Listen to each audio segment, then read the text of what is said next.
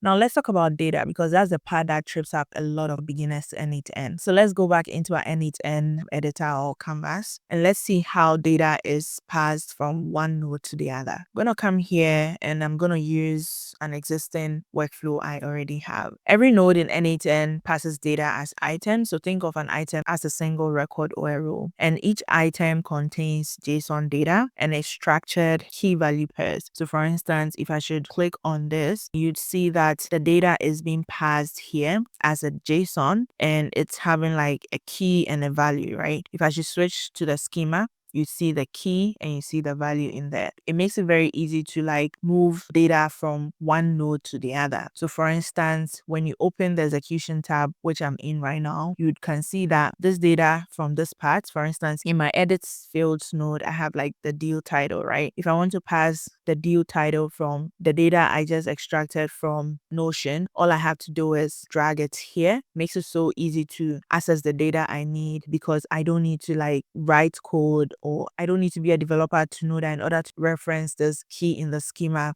I need to like maybe know JSON and have the brackets and all that. Basically, all you can do is you can just pull data from the previous node directly into the deal title, and it makes it so easy. Also, let's say I wanted something about date and I didn't want to pull the date from this side, and then I can just use a system variable. As you can see, I have like some suggested system variables I could use. So if I just wanted the time for now, then I could just use a system variable and it'll give me the exact time that I need. So it's very easy that way, especially if you're not a developer and you're just a beginner. Just know that it's simple drag and drop. It's very easy for you to just drag data from one node to the other, and that's how data is passed through n8n. So just know that understanding JSON and how data flows between nodes is very important, because once you get this, debugging problems in your workflow becomes super easy to do.